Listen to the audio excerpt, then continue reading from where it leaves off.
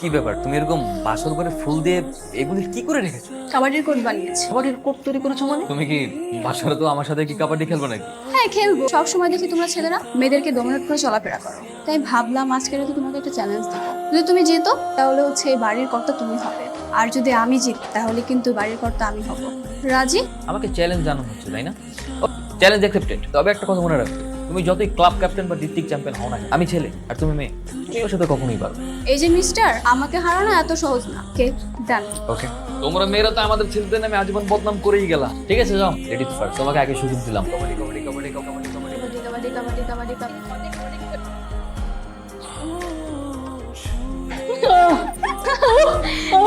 আমাকে under estimate করেছিলে না? এখন দেখো কেমন লাগে। বলেছিলাম না আমার সাথে পারবে না।